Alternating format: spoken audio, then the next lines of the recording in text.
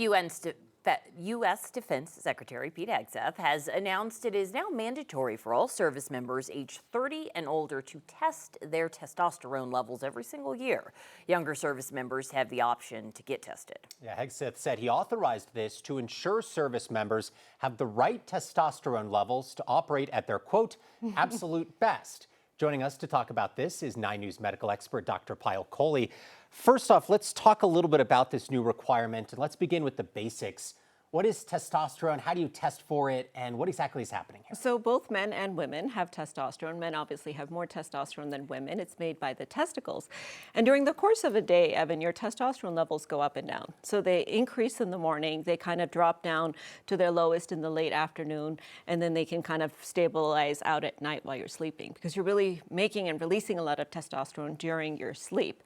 So you can imagine the challenges with checking a random testosterone level. And as we know, testosterone in men especially is involved in sexual function, it's involved in erectile function, it's involved in muscle mass, in fatigue, in your weight, in your energy, all of these types of things. In women, it also plays a role in sexual function. But I have to say, this new requirement caught me completely off guard, because it is completely coloring outside the lines. There is not a single guideline that says you should check testosterone in asymptomatic men or women. It just seems very odd. Like, are you saying, oh, more testosterone good, low testosterone bad? Like, and is that the correlation that should be made here? That's exactly what we're saying, Alex, and that is definitely not the correlation. So the American Urological Society says that even if you find a low testosterone in a man, if he does not have symptoms, you do not treat it, because that is not true hypogonadism. And so essentially, it's not higher testosterone levels for everyone, but it's really the right testosterone level for you. And now if they're going to check every 30-year-old man for testosterone, offer him testosterone replacement therapy, even offer the younger men TRT, it raises a lot of questions. For me, the biggest question is, well, what is the long-term health risk? Because we have no data about this. So if I start to give a young man testosterone, I could shut down his fertility, I could cause blood clots, I could cause prostate cancer, I could cause all these problems. Ethically, it raises the question of, are we doping our military, right, to perform better than other militaries? And is that an ethical thing to do, again, without the data? But the flip side of it is, and a lot of experts are now saying, well, maybe we should be checking testosterone in every man, getting a baseline, because it tells us a lot about their health. And we know that troops tend to have lower testosterone levels than the lay people, and that's because of the nature of their work. I'll tell you, I listen to sports talk radio here in Denver. Every other ad these days is It's for a about low TRT. T center or clinic.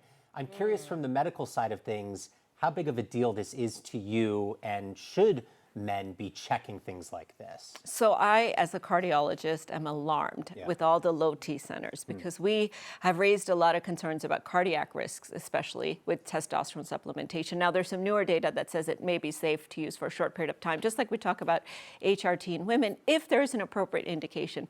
But I would say, if you're a young man who's thinking of getting your testosterone level checked, the first thing I would say is, if you don't have symptoms, do not check it, because you're going to cause more trouble than benefit. Second, if you do have symptoms, you still need to place it within context, because most of us have, if we do have a low testosterone, it's not because of dysfunction of our testicles, it's because of the lifestyle that we lead. So many things that we do can lead to low testosterone: not getting enough sleep, drinking too much alcohol, smoking marijuana, being obese, having sleep apnea. These are all reversible causes. And I have to say, Pete Hegseth didn't say anything about treating reversible causes of low T in the military before offering them testosterone replacement therapy. Oh, interesting. It's kind of bizarre, this whole thing. It is very bizarre, and it's very scary to me as a physician, Alex, because now if we start coloring outside the lines of guidelines, we have no science to guide us. What I want to see, because there's still a scientific question, should we be checking men, is a randomized controlled trial where we check men, we don't check men, and then we decide who to treat, and then we look at outcomes. That's